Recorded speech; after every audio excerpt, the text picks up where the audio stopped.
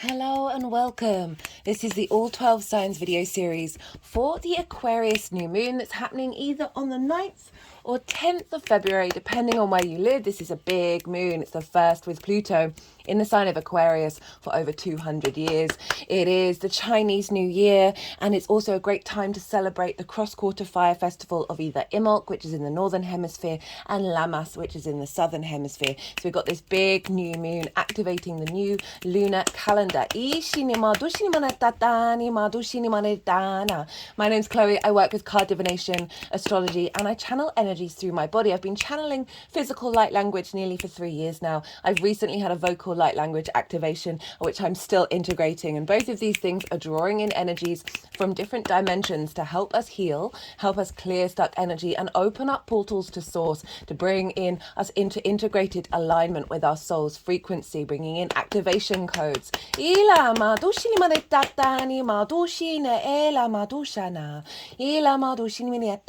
is all going to be going on throughout the readings. I'm going to be reading for Gemini in this video. It might be Taurus as well. You're going to find out from the thumbnail, but these videos have been going on for over an hour, so I've been splitting them up.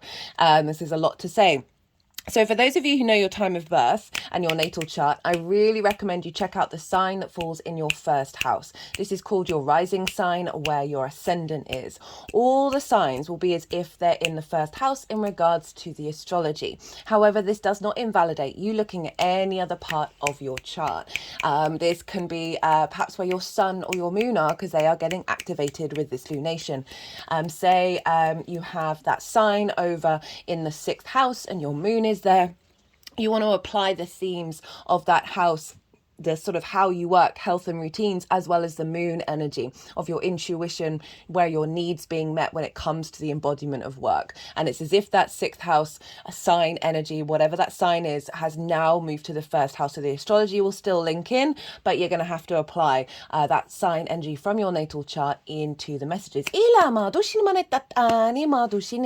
I'm going to keep this introduction short and sweet and crack on with reading for Gemini. Gemini rising. How you doing, Gemini? So this is a new moon in Aquarius. This is a fellow air sign. So wherever Gemini falls in your chart, this is a trine aspect. For those of you who don't have Gemini in the rising sign, look to the house that it does fall in your natal chart. Look to the themes of that house and apply those themes to the messages that come through. It's as if all that connotations of your Gemini area, themes of house, astrological points, celestial bodies, have now all moved to the 1st house. So say you've got Gemini in the 6th house of how you embody your work, your physical health and your routines. Say your moon is there, that you apply those themes as well as your needs being met around the embodiment of work and being very intuitively aligned with your physical health. As if all of that has moved into the 1st house. For those of you who didn't catch the introduction, regulars, I'm so sorry, but I'm going to be repeating this for a while. I channel energies through my body. I've been channeling physical light language for nearly 3 years. This is the hand movements you'll see throughout the reading. And I've recently had a vocal light language activation. So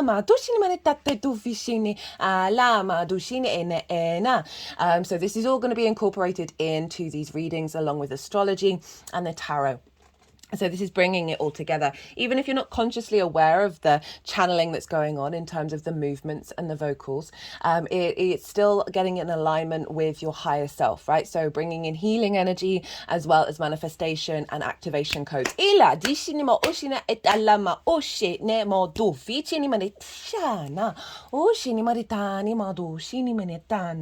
Right, so Gemini, regardless of whether Gemini is your rising sign or not, Gemini and Aquarius, as I said, fellow air signs. So this is a harmonious aspect by trine. Trine is an aspect of Jupiter. Jupiter is a benefic planet. It wants to give you ease rather than struggle. It's a bit of soft love. And so a trine with Jupiter energy is about elevation. It is a bringing together of parts in order to expand. And this is because you're both yang energy, you're both air energy, but you're different modalities. So there's different ways that you apply that energy. And this is working together. So you've got the baselines in common, but it's the different ways of working that's allowing that expansion, that elevation of the air energy for you.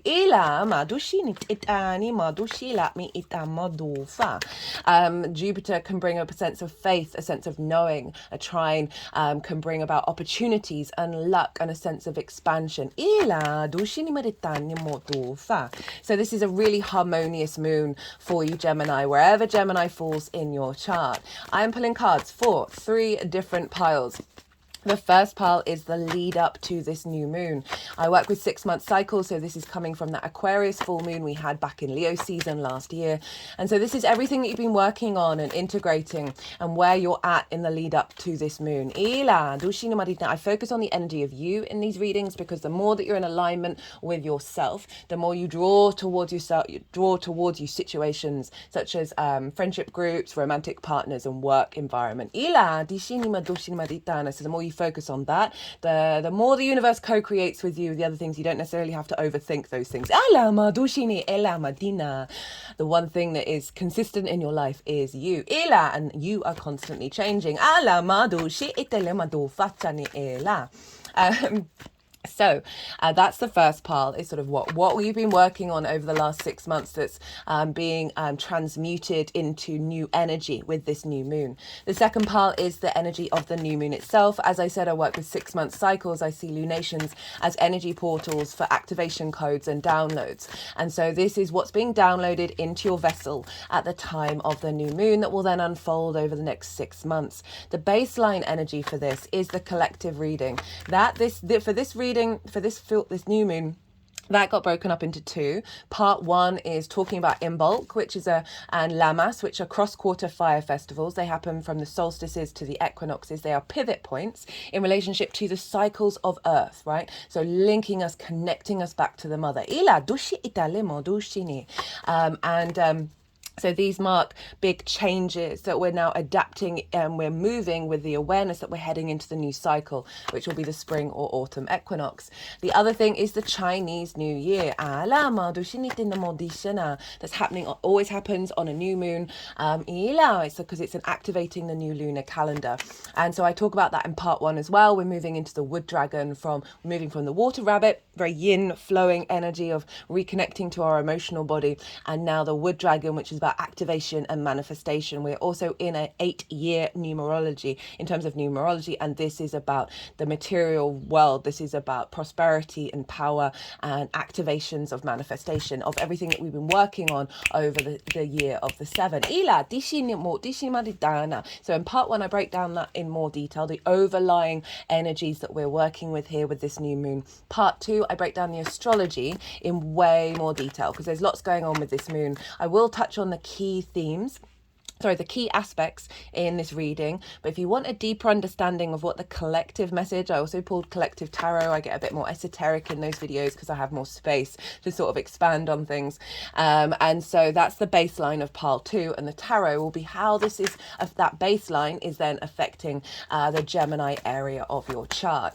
The third pile is how all this energy is manifesting moving forward. So how it's going to solidify this energy frequency that's being downloaded.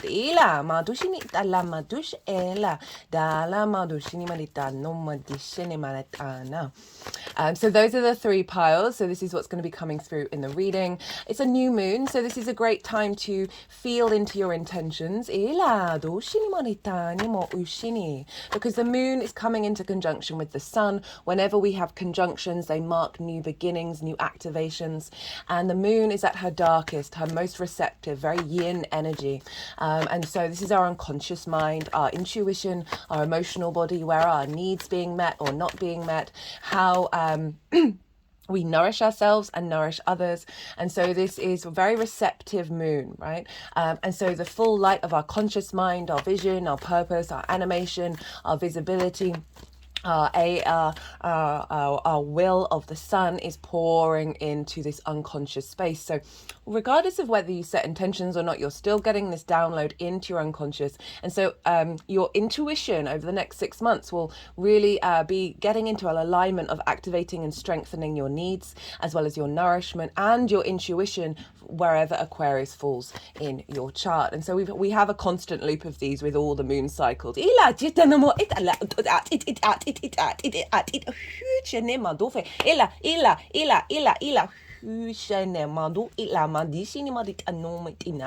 we have the union of the masculine and the feminine, the yin and the yang, the day and the night, whenever the sun and moon come into conjunction. So there's an element of bringing in balance that will then unfold. So I just wanted to mention very quickly, I am currently channeling 3 main guides in the vocal light language.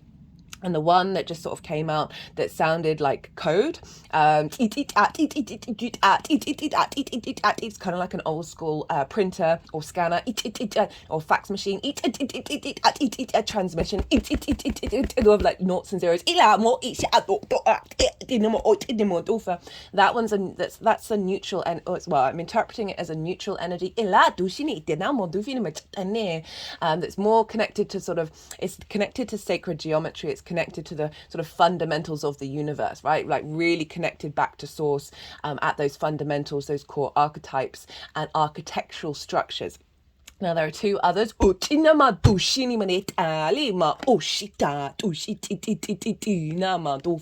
This one is more of the masculine yang energy, the day, the active energy, and it's linked into earth manifestation and protection. This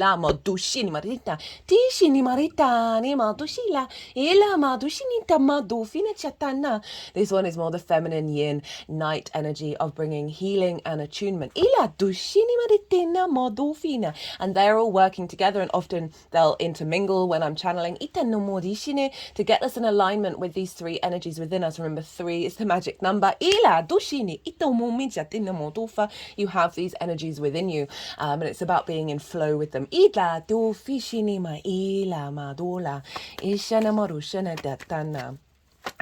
So this new moon, this is why it's a great time to embody this sense of intention with a new moon. If do what feels right for you, but I often find it's more about tapping into the feeling that you'd feel if those intentions are manifest already. Sometimes I find if we sort of over plan and overthink where we want, like the sort of the layout of the intentions, that like the ideal or what we want to draw in, that we're often limiting the creative possibilities of the universe. And so when we just tap into the feeling of it, the embodiment of it, we're allowing more creativity, more co-creation as we unfold over the next 6 months, rather than having a sort of set idea about what it is that we want. Sometimes that really works. Do, as I said, whatever you feel called to do, it's important that you do what's right for you. But that's what I just generally, it's certainly my personal practice. I have this sort of idea in the back of my head that there's an inherent knowing of my intentions with things that I don't necessarily need to be more specific. You'll see the magic unfold. That goes beyond your conscious mind. Now, where is this happening for you, Gemini rising? This is happening in your 9th house, the house of the gods. This is perspectives. Perspective is the key word. This is your morals, your ethics, your philosophies. It's how you map yourself out in your society, in the world, in the universe. It is can be linked into spirituality, to connections to book religion, science, nature, whatever it is that is a matrix that is bigger than you, that you know you are a part of. And so this is real space of expansion, the 9th house, and it is also linked into learning and teaching. It's more mastery of something. So when we are mastering, we're always in a state of getting to mastery. Like I always feel, even if you've hit mastery, there's still stuff to learn. That there's this element of broadening your perspective, and then you can share that with others. That's the teaching side of it, in order to provide other perspectives so they can make up their own minds. This is is also linked into going and living somewhere that is unfamiliar to you for a longish period of time in order to broaden your perspective. And this can be going and living in a different country. This can be moving from, say, the town to the countryside, or hanging out in different realities and different dimensions. So you've got this new moon here. And this is a very powerful moon. I've been feeling this energy of this moon for a while. That we're getting a very strong frequency download.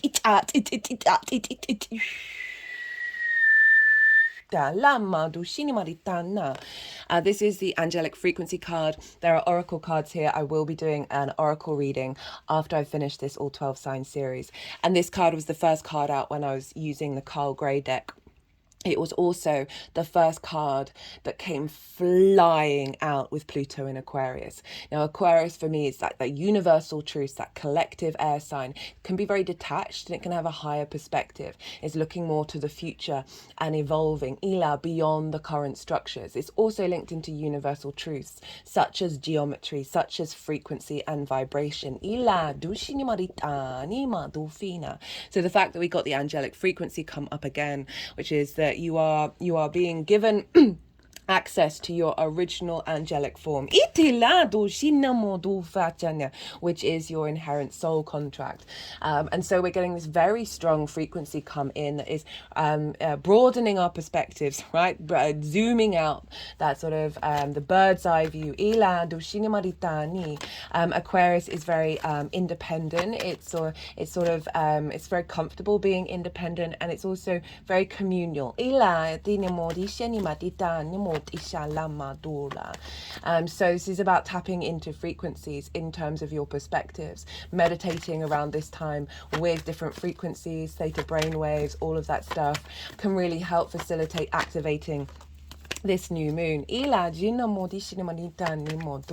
So in terms of perspectives, right, what intentions, what embodiment can you feel around this? Is broadening them, is bringing in galactic energy, which is coming through anyway, let's be real. It's allowing you to think beyond what is your universal truth, because Pluto is in this sign, and Pluto is transforming our understanding of that. Helping you have setting intentions around helping you have a more detached perspective, right? So the ninth house can hold a lot of trauma around not understanding how you fit in anything, right? And why does anything exist? And perhaps there's a level of a nihilism that can show up in the ninth house if we're not feeling connected to the matrix. And I don't mean, there's so many different matrices, right? There's a fear matrix, there's a love matrix. And so but it is all about connection. Our perspectives are broadened by connecting with others who have different perspectives. Everything is connected. But so often we can feel isolated in that ninth house. And so this can be helping clear that out. Can be setting intentions around learning to master something, learning to master this new frequency that's coming through. It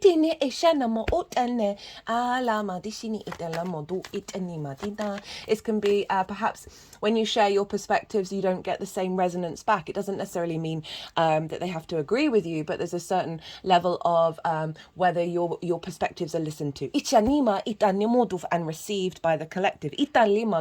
Maybe you feel different to the collective, and that is diminishing your understanding of who you are in the universe, right? So really healing wounds around that in the sharing of perspectives, and there being a resonance, or at least the ability to have discussions, right? You could set intentions around wishing to bring in those new perspectives, or traveling into different dimensions, or into a different environment in order to receive wisdom from teachers and learn and gurus.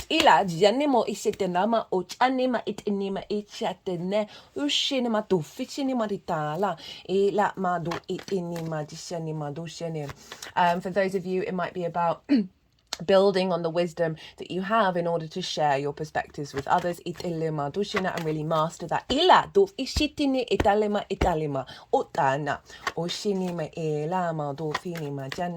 Activating, perhaps you may struggled around learning to master something, right? So and bringing in a new frequency around really having the perspective and the commitment to activating that. And moving blockages around that. So those are the kind of intentions you could tap into around this new moon.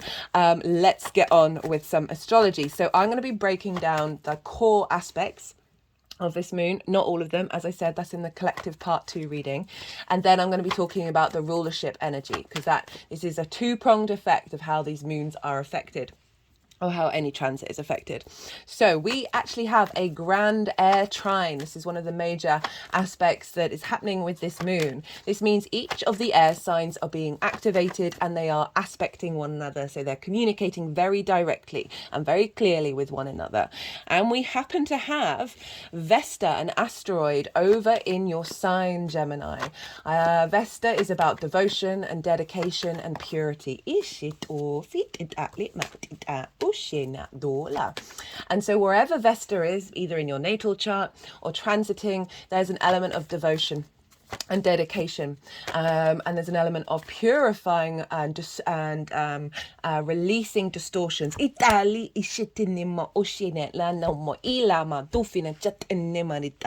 about the inner flame. She tends to the inner flame. And the reason it's linked into contracts as well.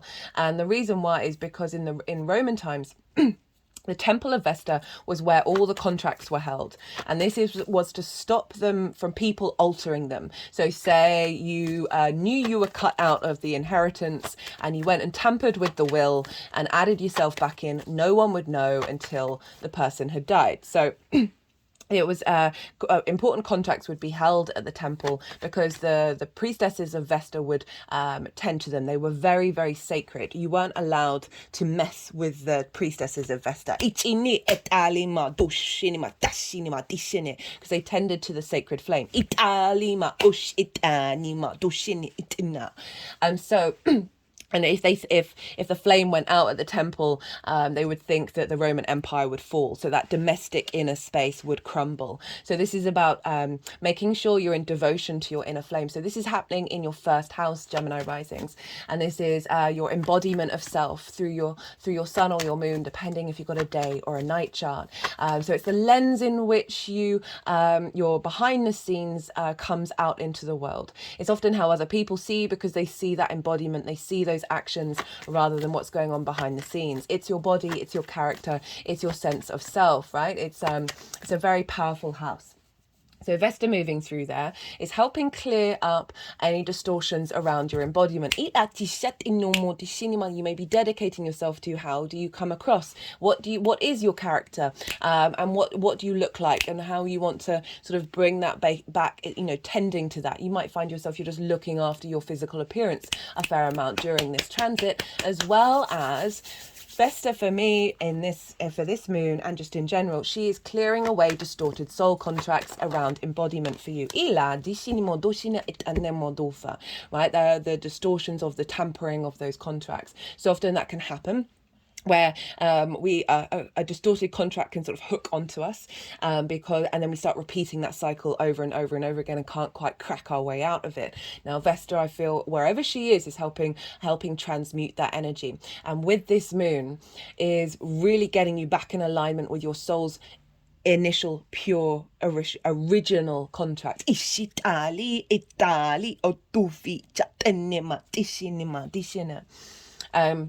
I've definitely been coming.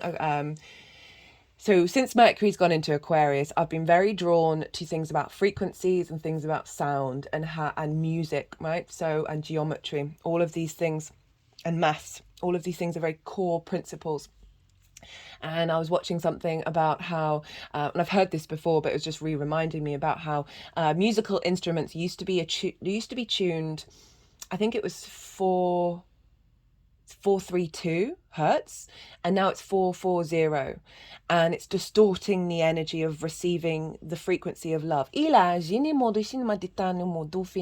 So we have a lot of distortion. There's many matrices that distort, as well as many matrices that are attuned. And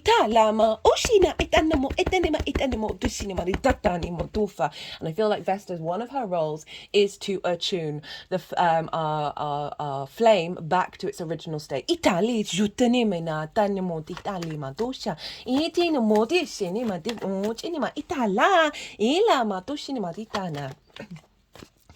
And so this is what Vesta's doing for this moon, is activating a new cycle of you getting back into alignment of your embodiment of your true sense of self. And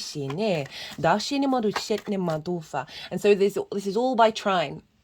So those themes of Jupiter, that sense of bringing together of parts in order to expand and elevate, to bring wisdom, to bring a sense of ease, and a sense of a sense of just a generosity and a joviality of the nature, right? It's not a difficult and integration.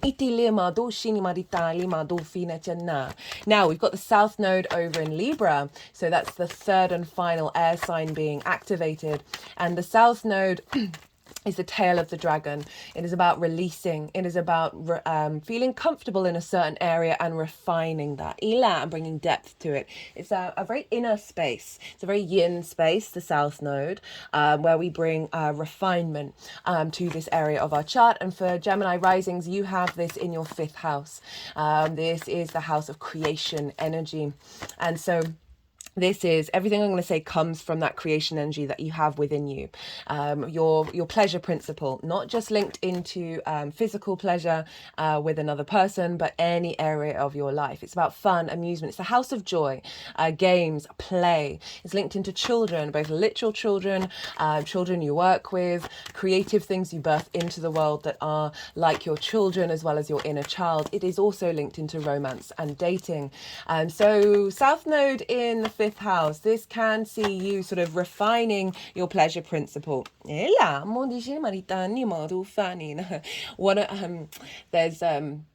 I love RuPaul's Drag Race. One of my favorite drag queens is Katya. I love Katya and Trixie, have been season 7 stan from the original season. I don't know why people had such an issue with it. Anyway, they have a podcast, Katya and Trixie. And Katya is a Gemini rising, and she was talking about how she doesn't masturbate. She hasn't been masturbating in the same way that she used to. She's really been cutting it out. And it just made me laugh because I was like, I know the South Node's moving through the 5th house. So there's an element of releasing something and refining your understanding of it.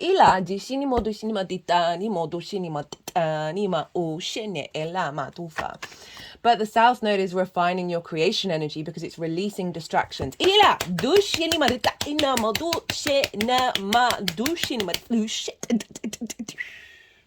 that's not me saying that masturbation is a bad thing at all, but obviously everything in moderation, including moderation, and sometimes we need to maintain that creation energy within ourselves in order to have it have a different outlet. Healing around the inner child, a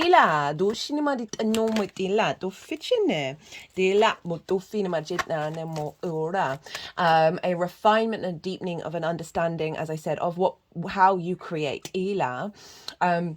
So this is really activating a very strong embodiment of these new perspectives, these higher perspectives of how you see yourself in the universe, a deeper understanding of your life, your incarnation, and probably many lifetimes that you have lived, that is then helping bring real depth to your creation energy. And then you're able to embody it. Also bring a sort of a deeper clarification around joy. Because we're bringing in a higher frequency that you may have just felt like a bit out of place. And so this is all feeding back into the moon of saying, okay, this higher perspective, we need it in alignment with a deeper understanding of your power of creation and how you would then embody it. So that is one of the major things, all trining one another. So you'll get a lot of wisdom coming through and elevation. We've also got a square with Uranus.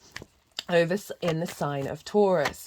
Uranus is very maverick in its energy. It's very independent and confident and comfortable being independent. It shakes things up. It's going beyond convention, very innovative, very inventive. Very, there's a element of the unexpected with Uranus and the capacity of bringing in big change. And you have this in your 12th house. It's right next door to your Gemini energy. And your 12th house is a difficult house. It is a wonderful house, but it is difficult. There's just no getting around it. And the 12th house is linked into the constructs of who you are, the unconscious spaces. And this is so often where we can have anxiety, depression, grief, loss, isolation, trauma responses, and limiting beliefs that are all imprinted in your unconscious energy. It can often feel a space that's unintegrated, that you can't quite reach. It's behind the scenes. It can also feel very, very personal to you, but you can't seem to sort of bring it into the rest of the chart. I always say try and integrate that 12th house, because it will really bring the chart together. Underneath all of that is the magic of your soul. It's a very magical house, the house of mysteries, that which is hidden, the occult.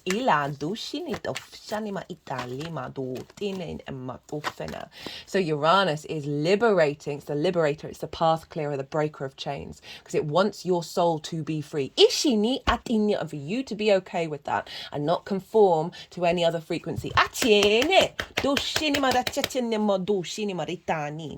So with this square, a square is an aspect of Mars, nearly said Venus then, which is interestingly, and can bring about conflict, drama, frustration, winning at all costs. But the other side of that is a manifestation energy. It's friction, it's movement, it's action, momentum.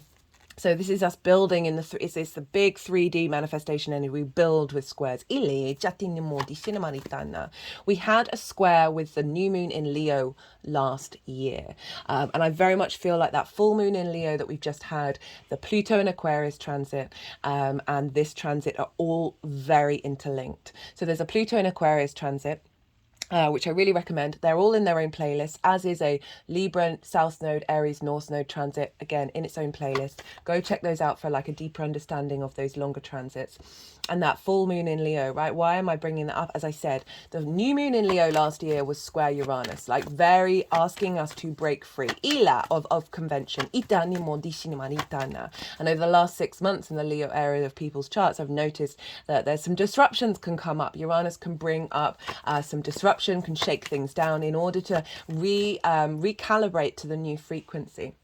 And with that full moon across the board, people just being like, I'm not bothered about whatever this thing that would have previously triggered me, especially around the heart space. And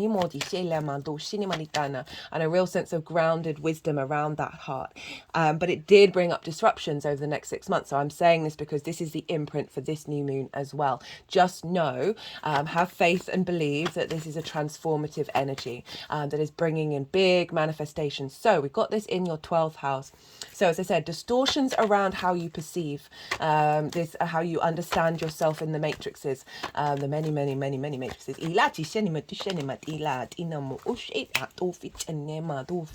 So Uranus is liberating those unconscious magical spaces and liberating stuck energy around trauma responses and limiting beliefs that we may have had imprinted in us from our early years as well as past lifetimes. And so this may bubble a lot of these difficulties to the surface, but you're going to have this higher perspective in order to navigate them. So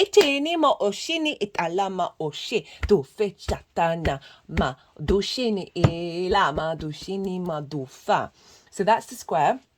We also have a harmonious aspect with the North Node and Chiron. This is over in the sign of Aries, opposite that South Node in Libra. So a sextile between Chiron, the North Node, and this moon. A sextile is an aspect of Venus. Venus wants us to feel good in the 3D realm. This is about love, connection, harmony, grace, diplomacy, creativity. So all of this is bubbling up with the North Node and Chiron. We're going to have the exact conjunction of those two on the 19th of February, about 10 days after this moon. I've listed in the description box some key conjunctions we're having around this moon. Lots of stuff happening in Aquarius. And so you might want to go and check out those dates, write them in your diary, and then see what comes up around this time, because conjunctions mark a new cycle. So what I love about this is this moon is happening before that conjunction. So really giving us the support from the Aquarius area of our chart to facilitate the conjunction with Chiron. Chiron is the wounded healer. It is the ability to learn through the wound is the medicine. It's very powerful teacher energy. From many lifetimes. Now you have Aries in your 11th house, Gemini rising. This is the house of good spirits. This is your hopes and dreams, friends, groups and alliances, and reaping the benefits from your 10th house, which is your life purpose or your career or both. So the North Node is there, is the head of the dragon, very yang energy, what we're striving for, what we're hungry for, and what we're activating with this eclipse cycle. So conjunct Chiron, what has come through really strongly in these readings is Chiron moving through Aries. Aries is the I am, the autonomy, the independence of the individual, and that has been impinged upon quite consistently over the last couple of years.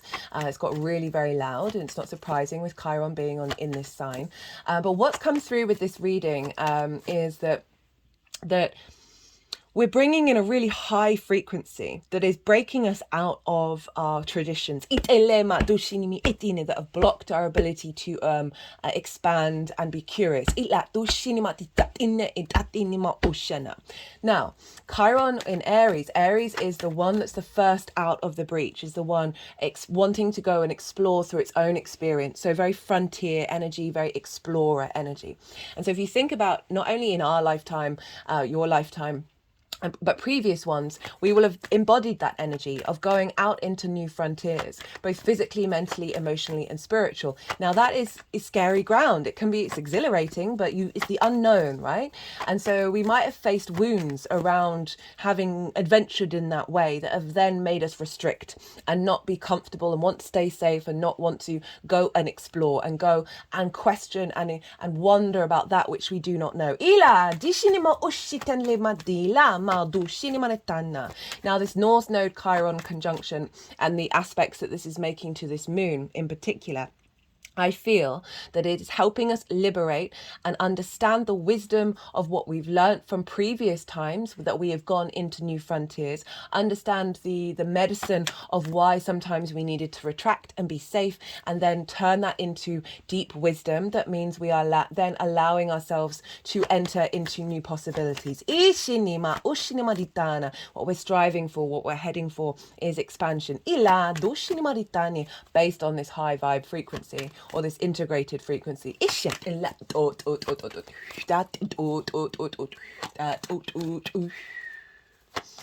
they just did a really interesting thing with my head. They sort of moved my chin from the right to the left, from the left to the right, and then to the center. And that sound, the oot oot oot, I've noticed that happens when I'm clearing energy, stuck energy. In order to bring in codes. It's all around the throat chakra. And our ability to receive information that allows us to expand. So yeah, it's a harmonious aspect with the moon. And so this is in alignment with you being able to hope and dream and go beyond the confines of your trauma responses and your understanding of who you are in this universe, breaking free of that, bringing in this new frequency, this activating you to push forward into realms that you may not have even considered, bringing in friendship groups that are in alignment with these new perspectives that you may have felt awkward in and not wanting, not feeling good enough. As well as activating a higher level of how you interact with friendship groups and the wisdom of your perspectives that you share. And being more well received. As well as clearing any distortions around reaping the benefits from your life purpose and your career. Breaking out of those limitations that is then bringing in a state of abundance that may have go beyond the boundary, the limitation that your current vibrational frequency has set, right? Vesta is clearing that out. South Node is activating a deeper sense of joy and creativity that is then realigning your frequency to a deeper understanding of who you are in the universe, that is then tapping into the sense of love and abundance. Now, the other major aspect that I want to talk about is the fact that Mercury is conjunct Pluto. The exact conjunction happened on the 5th, which was 2 days ago, but we are still very closely conjoined. Mercury in Aquarius, as I said, ever since it's moved into Aquarius, all I want to watch is things linked into frequencies, music, and geometry. And numerology. All of these all around maths. Mercury in Aquarius is very intelligent, is able to tap into that higher perspective and see the long-term plan and figure out the details of how to build that. Very electric, very fast moving. Conjunct Pluto. So all the personal planets are going to conjoin Pluto over the next week or so. So we've got these big activations around power and transformation and magnetism that is bringing in a new cycle here. So I feel like this energy, this frequency that's coming in is coming in very fast, and we're going to integrate it very quickly. I have been called to mention in all of the readings that since I've had the vocal light language activation, my words have been all over the place. They keep getting muddled up. And I've had this tiny little tickle in my throat. It's not a cough. It's not a sore throat. It is just a constant little tickle. And because my throat chakra has been activated and being upgraded. And when that happens, when we get different dimensional energy activations, the 3D takes a little while to catch up. And so you might feel a bit discombobulated after this download. We can often fall ill after big activations. And because it's our 3D is trying to recalibrate to this new frequency. I'm just had the thought that I might do a healing meditation in the oracle reading to access a smoother journey with that.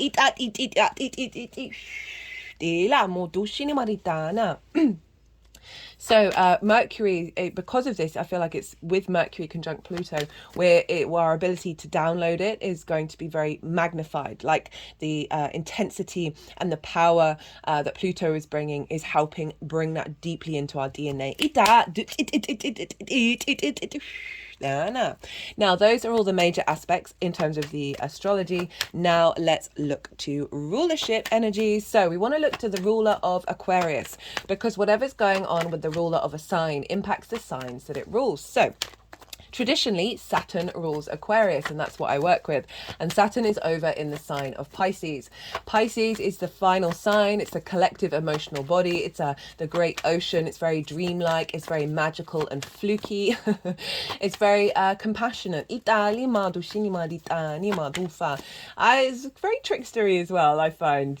Gemini and Pisces energy, very trickstery. Now, Pisces, what I love about this, so Saturn is giving structure to the magic of Pisces. So collectively, we've got Aquarius activating higher frequencies, bringing in some more sacred geometry and things around that nature, and going, yes, these are the universal truths and principles of the universe. But Saturn from Pisces is influencing this. So Saturn, it makes things real. It's very solid. It's basically like, hey, that's all cool and well and true, but I've just pulled this crystal out of thin air, and this is also true. So the mind bending, can't even possibly comprehend, but it's still real. So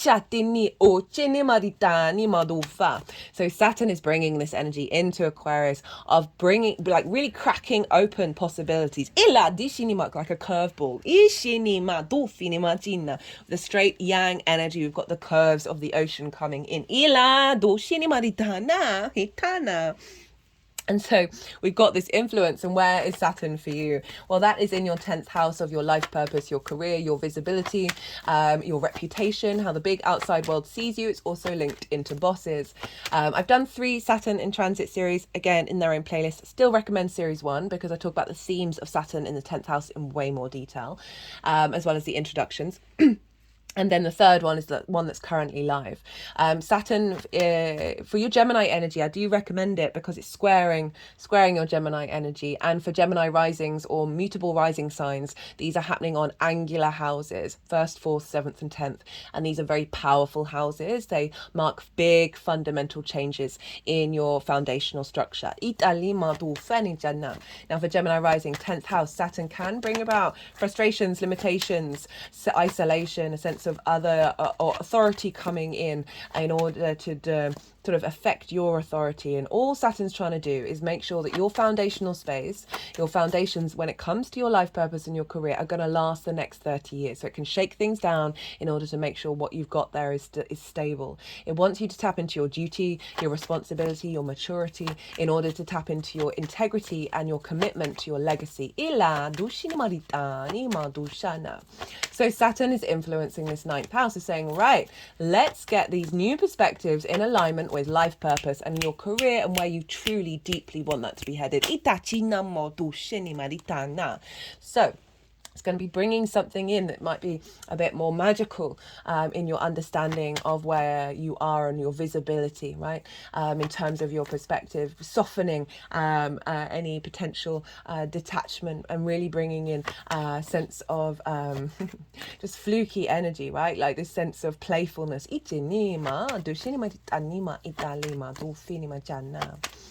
And Pisces is traditionally ruled by Jupiter. So we're going to look to where Jupiter is.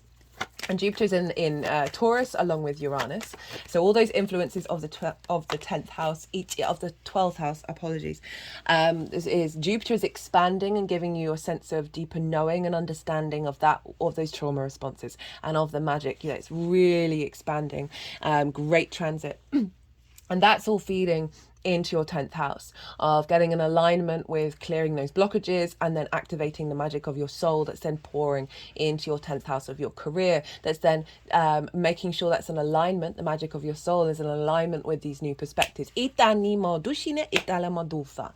Taurus is ruled by Venus, and whereas Venus, she's over in the sign of Capricorn in your 8th house, the house of transformation. This is about sort of the outside world's resources, more big chunks of money. This can be mortgages, loans, taxes, inheritance, both 3D and cosmic inheritance, as well as commissions and bonuses, sort of one-off money. But it's also linked into the give and take, the exchange between you and anything other than you in the 3D and the other Ds, and the cosmic energy. Intimacy, time, money, energy, ideas, right? You're the give and exchange, give and receive. It's a very magical house as well. This is Edgar Cayce, a very famous psychic, had a stellium in the 8th house, was able to utilize the resources of source energy. And so this is your relationship dynamic with anything other than yourself. We can have codependency here. We can have scarcity here. We can take too much. We can give too much. All of these things. Venus is in bringing this into alignment because Pluto's just left. And I love Venus can often tidy up, and that's because she connects and she harmonizes and she brings a sense of grace to wherever she is and a sense of understanding through love. So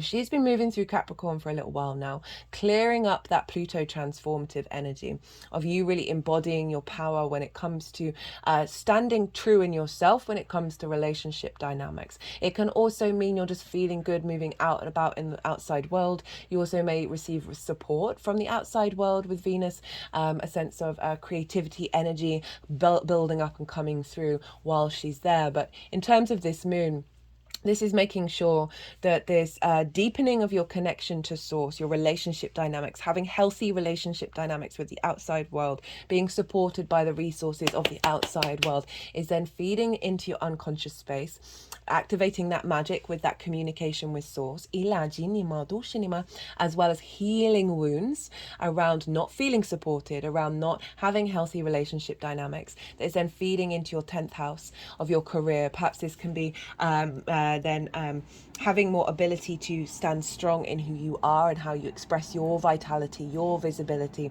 and not being knocked off your perch if you're not getting that from the outside world. And in turn, that will then bring in more visibility from the outside world, which all along is altering and elevating your perspectives.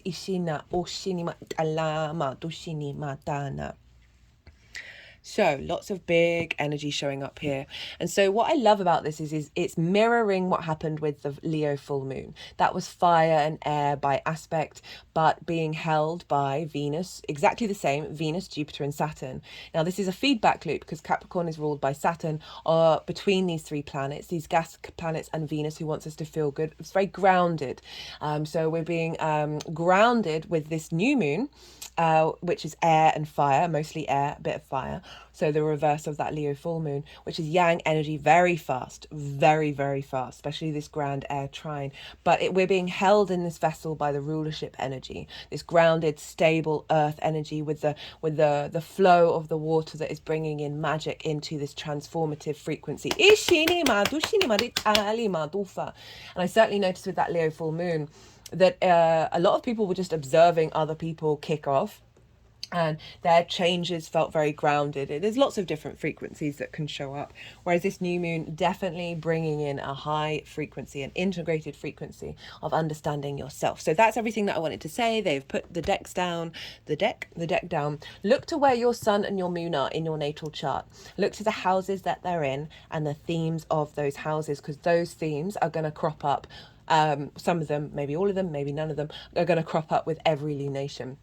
I know someone who's got a moon in the 6th, and pretty much across the board, nearly every time, going to the doctor, going to the dentist, something around work cropping up. So this will add on a more personal understanding of this moon, what this moon's doing, and you can incorporate your intentions around that with that understanding that go beyond this general reading. Right, so we just had the yang day action side of the reading. Now we're going to have a bit of yin night rest and digest. I'm going to go consciously quiet. The energies will move through me. They'll do some physical and vocal light language, and then they'll move the cards around, and then they'll put them into the 3 piles. And that's when I'll bring the tarot back into the astrology. I call you to soften your mind and let all that information settle in your unconscious, and then see what intuitive hits come up while this is going on. Ishini madola, dishini madichatini modu fichitina doma. Ila madu itine ela do fichini. Etile madu itile me ishene. Oshine moshine la. Shemelanu mishina tinima itila. Itila tu fichini. Ela dure matushini la tu fachana. Itu fini matina mach ela. Ufini madila. Ela madishini maditala. Ishini maritali madu fina machita tushini marishanima iti yatinima. You got 2 8s. Ishini madi 2 nights ila. Ishini madi to fichini meditani ela ma. Excuse me, there's the tickle. Itala madushi etinima ila ishini ila du fini chana. Itini motu itina ali dama shana ushini da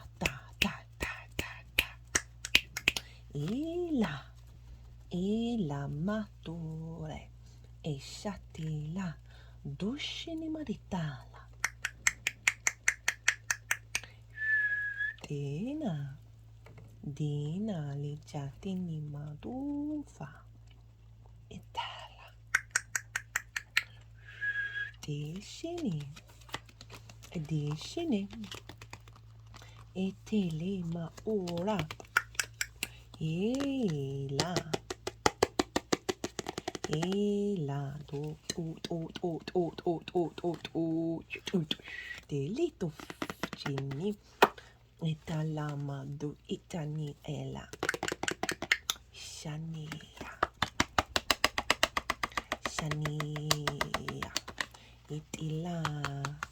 itila itila madore nitini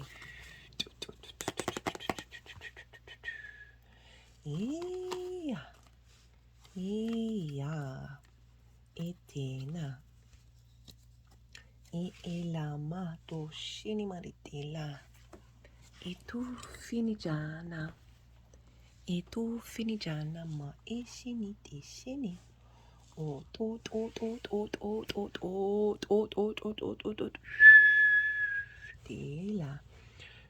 Dela mado ejani ma ela etela ma dishini to fene ala madina. They're tapping around the third eye. Ishinima o shinima itali o facina madush ela o majini edale ma oshene madila itini ela tu ficini itala di joshini matala tu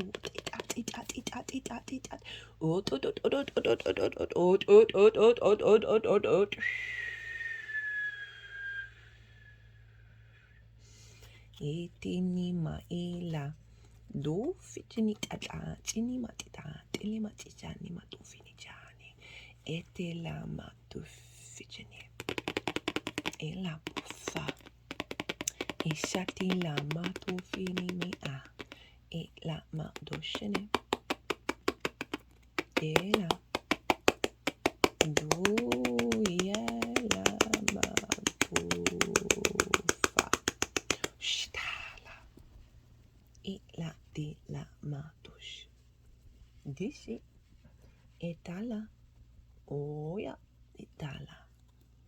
Okay, right, Gemini. So the lead up to this new moon, so from the full moon in Aquarius last year, what have you been integrating? What journey have you been on, and where are you at just before this new moon? So we've got the Knight of Swords with the Eight of Pentacles and the Knight of Pentacles.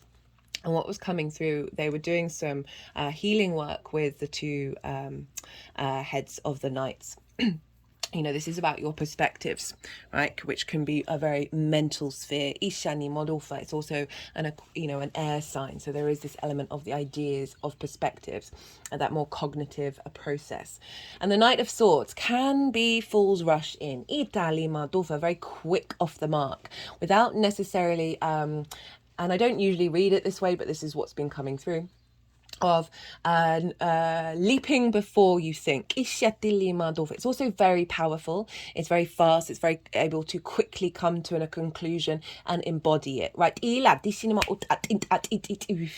is what I feel that you've been trying to shift gear with, right? So Gemini risings, Gemini energy, you are the fastest moving zodiac in the zodiac.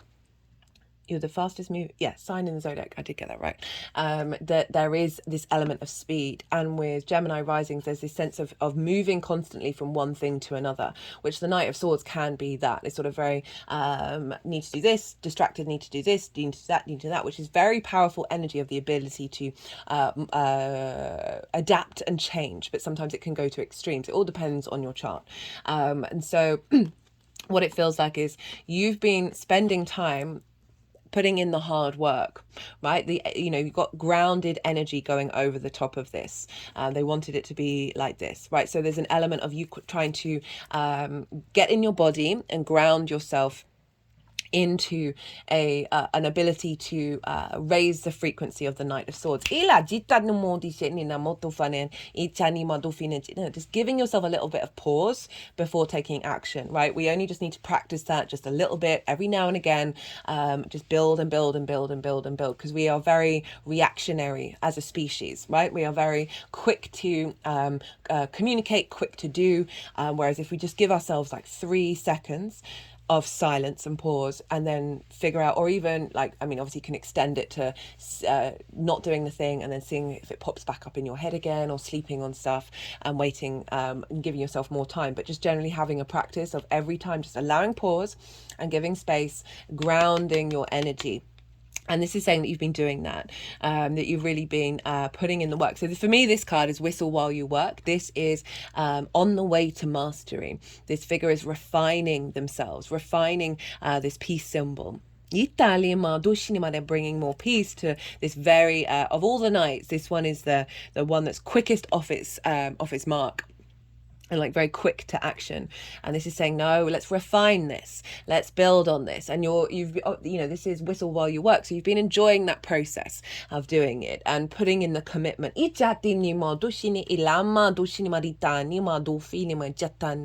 of how you embody your perspectives,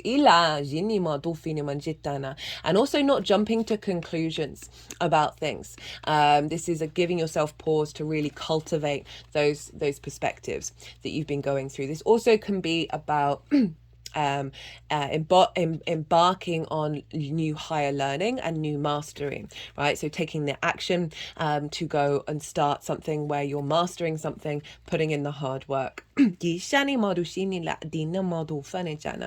come with the Knight of Pentacles, which is the opposite of the Knight of Swords. This is the slowest horse. It's the biggest horse, it's the slowest horse. If you look at this horse and you look at this one looks a little bit like, buddy, slow down, otherwise you're going to burn me out. You get run down if you're constantly at this speed. And the flip side is the Knight of Pentacles can move at a very slow pace. So, when you want things to sort of pick up a bit more manifestation, it can be a bit frustrating. But the combination of these two and the embodiment and the bringing them together is a very powerful energy. So this is the biggest horse and it's the slowest horse. This will get you where you need to get to. But it is asking you to embody this sense of patience. This figure has and the horse has oak leaves in its in the heads, which is representing wisdom and strength. Both earth energy, so really grounding and making this practical.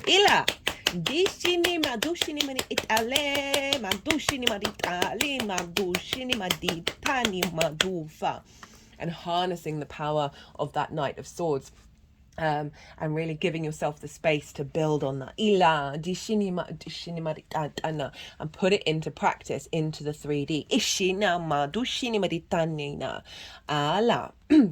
Right, how this energy is coming down for you at this new moon. So we've got the other 8 showing up here, the 8 of Wands, the Emperor, the Ace of Swords, and the Fool. Great combination of cards of real empowerment coming in. So the 8 of Wands is alignment, right? You see all these wands are all going in the same direction. So there's a sense of attunement and alignment to your perspectives. This can be things coming together to activate mastery of something, because it can often be about events happening outside of you that are happening quite quickly, that you just got to go with the flow. But it's definitely just alignment of this new energy coming through.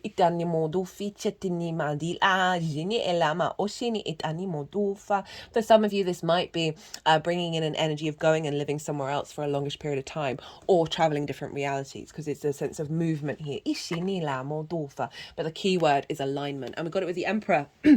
The Emperor is very confident. We've moved from Knights to the Emperor, so definitely big shift in energy here.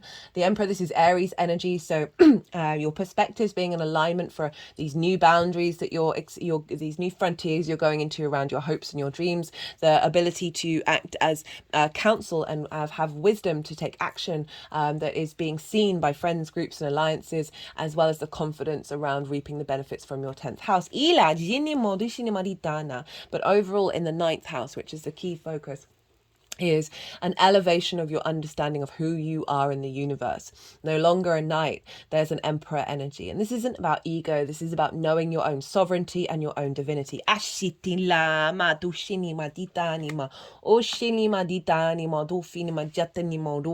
And being able to embody that sense of power within yourself that isn't diminishing other people, right? The emperor only gets to be the emperor because it's taking care of an entire empire. And that means the acceptance an honoring of many different individuals. But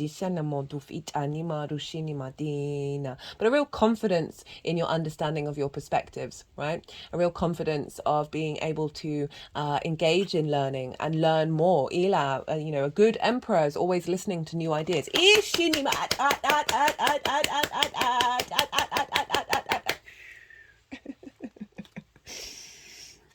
What does that one sound like? It sounds like what's that movie? Oh, it's so good. Mars Attacks.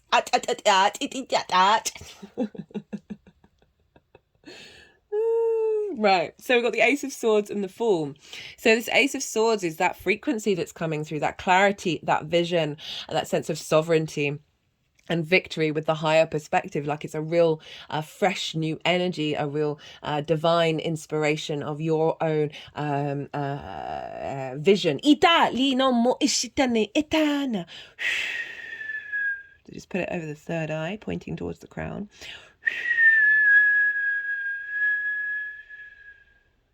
And being able to speak it, itana, with clarity. And we've got the Fool. Love this showing up for the 9th house. The Fool operates from the heart space, so that Leo energy in the heart. It's really important for us to operate via the heart. The heart has a very powerful frequency. And I've talked about that a lot in the Pluto and Aquarius transit series, because we want to lean into that opposition. The Fool, its chest is the first thing forward, right? Its heart space is the first thing. And it has this element of faith and like walking through life, the good, the bad and the ugly, with pure curiosity, pure the desire to explore and to engage and be curious. Isha ni marusha. It's curious because it's leaving the village and going off on an adventure. And it's about to step off the cliff, and the Fool knows wholeheartedly that a new reality will appear underneath their feet. There was, I don't know what animation film this is. I need to look it up because it's such a good, I need to watch it because I don't think I've seen it. And it was coming up, when did that pop up on my Instagram? It was either in the Leo full moon or the Pluto and Aquarius, that these two kids, one kid was trying to cross the cliff and there wasn't a rope or a bridge or anything, and they had these special shoes on, I think, and the whole point was you had to really believe that the next step you were going to take, you would be on solid ground, and if you didn't believe it, the shoes wouldn't work or something like that. So there's this element of faith that you're stepping into a new experience, a new original. It's the zero, so you're getting back to the 0 point of your soul and operating with curiosity from your heart space. There are mountains in the background which imply that the Fool's energy is that of the higher perspective. It's not the foolish things that we do. It's not the fool and the idiot. It is the fool by that of convention, who breaks out of that and goes against the grain, leaves the village, goes on an adventure and comes back with all that wisdom and brings it back to others. So you're going on this new journey of understanding your perspectives, who you are in the world, the matrices that you're around, entering in a matrix of clarity and vision and the love. And also a new direction around whether your perspectives are received, right, and engaged with. Right, how this energy is manifesting moving forward. Well, we've got the King of Swords, so we've moved from the Ace to the End to the King, which is Aquarius energy. This showed up for all but one sign in the Pluto and Aquarius readings. That was wild. And then we've got the Three of Cups and the Page of Wands. So really reaffirming the fact you're moving into clarity and the heart space. The King is able to now take action on what is being instigated with confidence and clarity. They've gone through a transformation. There are butterflies on the throne representing a metamorphosis. There is clarity, there is vision, there is divine inspiration that you have the confidence and the sovereignty and authority to act upon, right? You are no longer the knight, you are now the king. There's a level of maturity that's coming in, of you not being reactive to people questioning you. And actually now being more received. And people come to the king for counsel.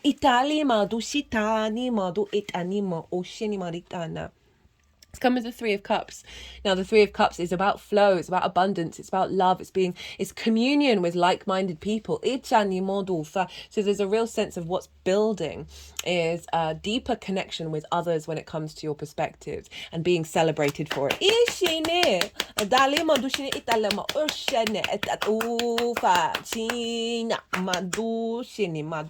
Just had a thought in my head. So this can be bringing in a sense of more command and sovereignty when you travel into different realities and being in flow with those who you meet in them.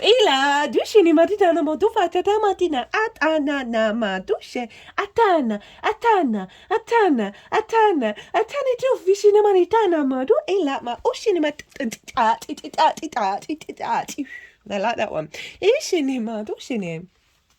And with the Page of Wands, so I always love it when kings and queens show up with pages or knights because it's a blending of different energies. Now, the king can be very somber. It can be very mature, very authoritarian in its own way. But the pages they've just entered the court. They're so excitable. They're quite mutable. They don't quite know who they are yet, but they really want to engage in what's going on. They're very, very useful energy. It's very playful energy, the pages. So I love the command of the king showing up, but with the Page of Wands. And so this is about sharing messages. New ideas coming in. Needed a new frequencies. You've got the pyramids in the background, and they arguably were used for healing and frequency building. And were built by sound.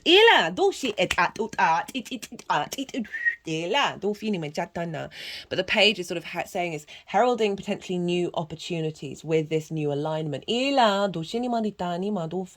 As well as finding more joy, finding more sort of freshness in your understanding of self and being able to engage and then explore even further new ideas.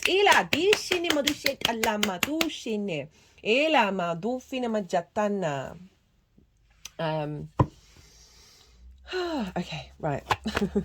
Oh no, not that deck. Let's do this one. Let's get some qualifiers for you, my lovely Gemini.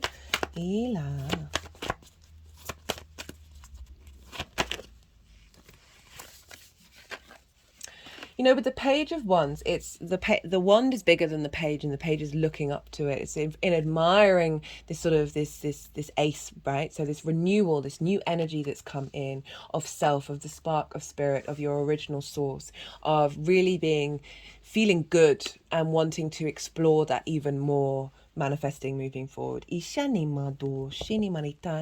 got well-being, awareness. Right, so really being aware of the true nature of yourself, and that bringing more sort of mental health into balance. 12th house is linked into mental health issues, that anxiety and depression that I was talking about, and being more in alignment with the truth of yourself helps ease the mind, right? So we've got source, love and light, so activating the truth, the reality of the universe, which is love.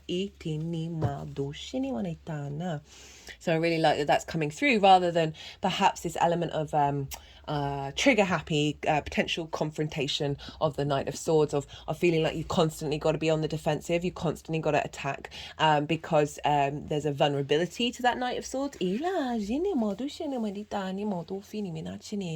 of not being able to take that breath, but you've been doing the work to do that. Final card from this deck. This is the First Light Tarot. All the decks are in the description box if any of them take your fancy. This is the World card. This is Saturn's card. This is renewal, rebirth, reincarnation, celebration. And I love using this deck because of the key words, because the energies do like to pick up on them. And they're saying there's a rebirth coming in, a realignment, collaboration to a new harmonic, and a real sense of knowing who you are in the world, the universe. It's the end of the major arcana. We've got the Fool at the beginning, really saying, so moving forward you're going to feel more complete within yourself. It doesn't mean you're not going to then explore even more, but have this sense of inner peace.